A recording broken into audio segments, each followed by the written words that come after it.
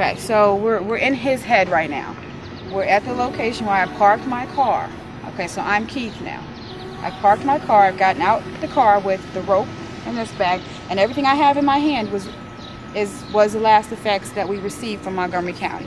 But this is not the bag. I'm just putting this. But inside the bag are his boots, his blue jacket, and there's another duffel bag that was ripped apart.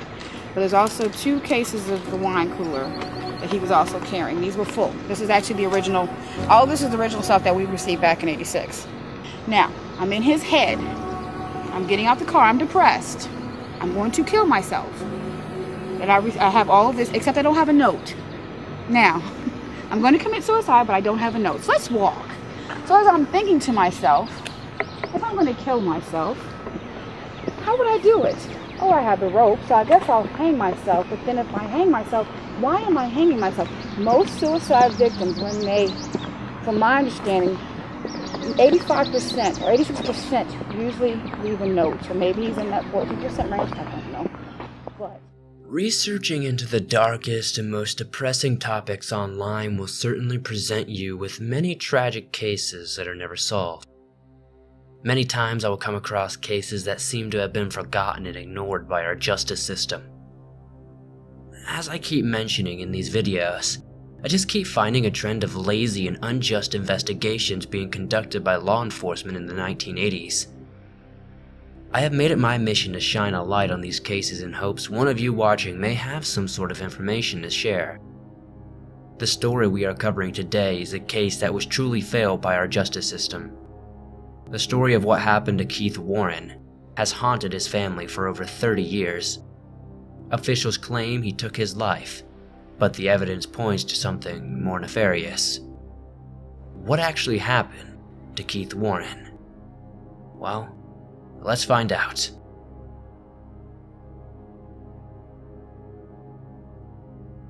At 19 years old, Keith Warren was on his way to a promising and bright future.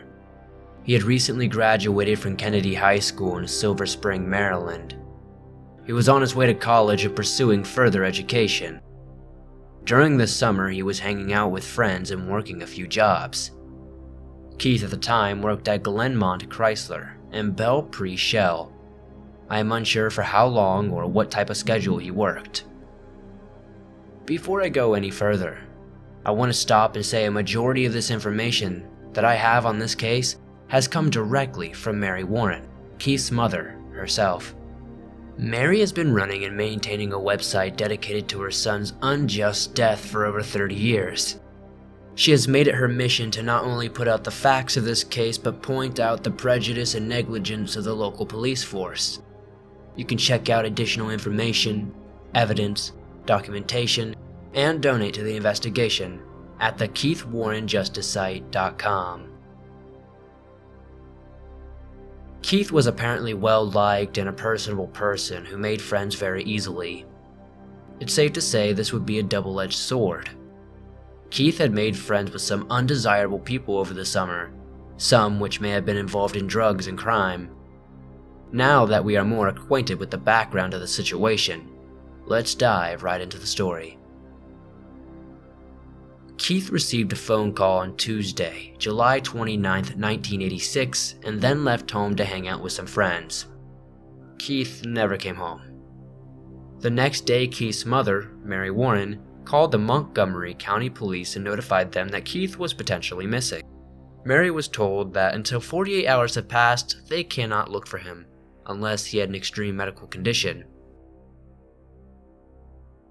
2 days after Keith Warren hadn't returned home after hanging out with friends, paramedics from the nearby fire and rescue station got a call from a girl who claimed someone had committed suicide in the basement of their house. The house in question was 14655 Tynewick Drive, not too far from Keith's home. Rescue personnel arrived at the scene and were met by 3 people: Chip Wynn, the house owner, Claudia Lawson, Chip's girlfriend, and an unidentified male. I could not find much more about that third person. Officials had been informed that Claudia had been the one who called in the report. When officials asked to see the basement, they were suddenly told the body was in the woods. When officials asked the group to join them in the woods, they declined and sent Claudia instead. Claudia had never given a reason as to why she called, saying the suicide was in the basement. This just screams a red flag for me personally, especially since Claudia would yet again change the story, saying she had stumbled upon Keith's body while walking her dog in the woods. The paramedic on the scene, Dallas Lip, noted that the scene did not look like a suicide. Montgomery County Police Officer Luther Leverett from the Wheaton Glenmont Police Station responded to the scene and took over. According to Mary Warren, this officer seemed to have known who Keith was and also knew who Chip Wynn was. She adamantly claims that Officer Luther Leverett did not follow the proper police procedure and did not secure the scene and close off the area to preserve evidence. According to multiple bystanders, the officer seemed to be in a rush and was acting very unprofessional. Officer Leverett was apparently even quoted as saying, "Why would this have to happen on my lunch break?" This is extremely concerning to me. I couldn't imagine an officer of the law reacting this way to a suspected suicide. According to the reports, Officer Leverett immediately ruled the death a suicide. Over the radio, he told the county coroner not to bother coming and marked down the death as a suicide. In the report, Leverett notes Keith, and I quote, apparently jumped off a log. The paramedic who arrived on the scene stated that there was no log or anything else for Keith to jump off in the area. Officer Leverett removed the body from the tree and had Keith's body sent to Collins Funeral Home and the body embalmed immediately. This is of course not the proper procedure. It was until 7 hours later Keith's family was finally notified about his death. Now just think about this for a moment. They had processed the entire scene, sent the body to a funeral home, and skipped a trip to the morgue, and never told the family their loved one had been killed, let alone committed suicide. This is absolutely unacceptable. Officer Leverett was given Mary Warren's phone number and even was offered a phone to call her. But he declined and said to have her call him when she got home. What sense does that make? After receiving a call from her neighbor telling her to call Officer Leverett, she was extremely upset and wouldn't tell Mary what was wrong. Mary called and was told that Officer Leverett was out on another call and would not be available for at least 2 hours. Again, makes a lot of sense that we would have to wait for a specific cop to get information about a situation involving your child. Roughly 2 hours later, Leverett showed up at Mary's work and questioned her about Keith.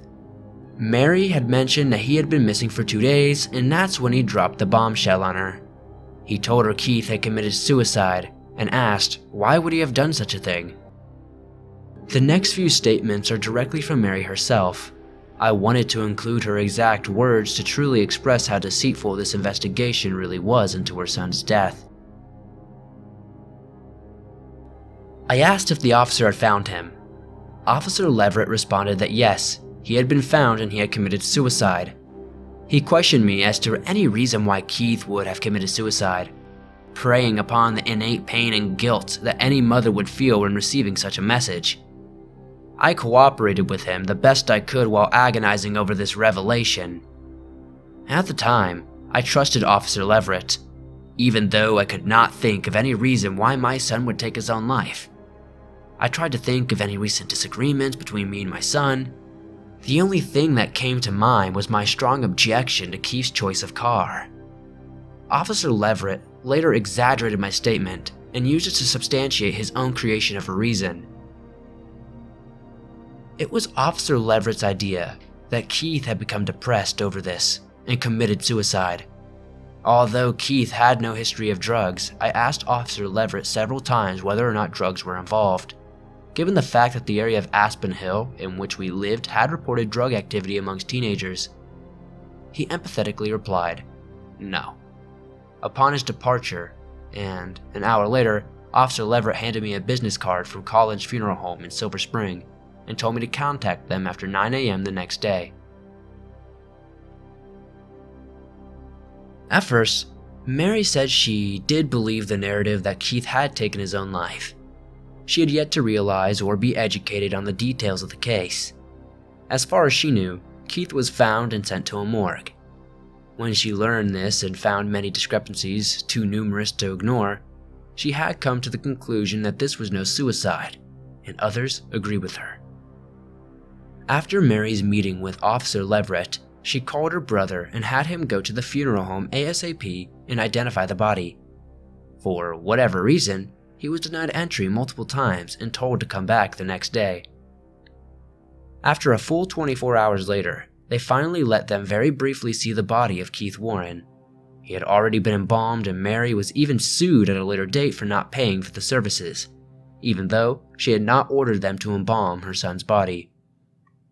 It just seems at every step, the officials are wanting to make this as hard as possible for the Warren family. When Mary requested her son's clothing, she was told they were destroyed because the amount of body decomposition had deteriorated the clothes, which makes no sense to anyone with a brain cell. Bodies do not decompose that badly in 2 days' time in those circumstances. Now, if this were a swampy area or something along those lines, then maybe it could be more believable. Mary refuted this as well. She even works in pathology for a living. She also requests the rope and eventually was given a brown bag containing the rope and Keith's signature brown boots. A few days later, after Keith's body was found, the Montgomery County Police Station chopped down the tree. They claimed to have done so to collect further evidence, but nothing has seemingly come from it. Police treated this case as a suicide from the very beginning and called it an open and shut case. I strongly believe this not to be the case though, and Mary Warren agrees. There are so many unanswered questions here. Why was protocol not followed? Why was the family not contacted until 7 hours later? Why was the body not sent to the coroner? Why was the tree cut for evidence if this was a suicide? And most importantly, why does the evidence point to murder? A few years later, on April 9, 1992, Mary had found an envelope addressed to her on her front porch. There was apparently no return address or anything like that. She opened it to find the original copies of the police photos from the crime scene. Mary has never figured out who sent these to her, but there was also a note included in this envelope. According to this note, Mark Finley and another redacted person would be next. Scarily enough, 4 months later, Mark Finley was killed in what was claimed to be a freak bicycle accident. Even stranger yet, Mary claims her car was then broken into, and only the note was stolen. Nothing else was taken. After inspecting the photos of her son closely, she noted several odd things. First, she did not recognize the clothes Keith was wearing. She did his laundry and was familiar with his wardrobe. Second, Keith was not wearing his brown boots as Officer Leverett had said. He was wearing white running shoes, which are apparently not his. Lastly, Keith is nearly sitting with his feet touching the ground. It doesn't even remotely look like he jumped from anything. It actually looked like he was propped up where he was after he was already dead. After receiving these pictures, Mary demanded that the case be investigated more thoroughly. Police were apparently shocked by how she had even received the photos and were now willing to talk to her, albeit with not too much interest. Even after the new information presented to the Montgomery County Police, they refused to move forward. Mary requested to see the tree that they had cut down, and they had said that it was destroyed in a fire at the police HQ. Why does it seem at every turn there is a massive cover-up going on?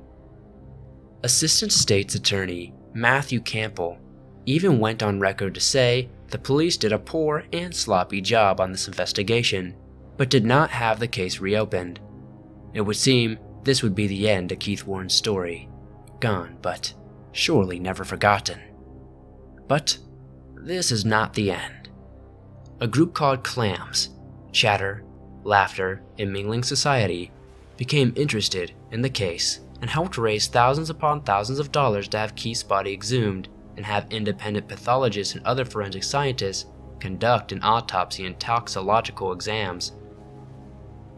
5 separate pathologists found that Keith had died from inhaling or ingesting toxic chemicals and not from asphyxiation.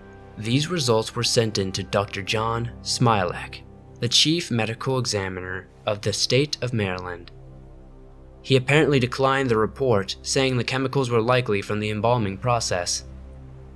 Now, as I feel that could be a logical answer, I also feel it would be extremely valuable to investigate further into this. According to Keith's mother though, some of the chemicals found in Keith's body are not the types used for embalming, and the toxins found were much more lethal than the embalming fluid. Now, whether or not Keith took those toxins on his own accord or not is to be proven, but sadly, the official ruling of the death remains suicide by hanging. Keith's case has been featured on one of my personal favorite shows and inspirations, Unsolved Mysteries. This stirred up many tips, but one, in particular, was more interesting than the rest. An unknown female from Alabama called in and claimed to have dressed Keith's body. She didn't explain why Keith was undressed, but she did say she dressed him in someone else's clothes. This tip confirmed for Mary Warren that her son was dead before he was strung up in that tree. This case is truly one of the most tragic I have covered thus far. When I stumbled upon this case the other day online, I knew I just had to make a video on this and spread awareness for this case. The blatant cover-up from the police just boggles my mind. Something more happened here, but I can't exactly say what. What I can say is, though, that justice was not served here, and a mother still grieves over 30 years later. If anyone has any information on what happened to Keith Warren in July of 1986, please send in your tips and information to info@thekeithwarrenjusticefoundation.org, and be sure to visit thekeithwarrenjusticesite.com for more information and documentation on this story.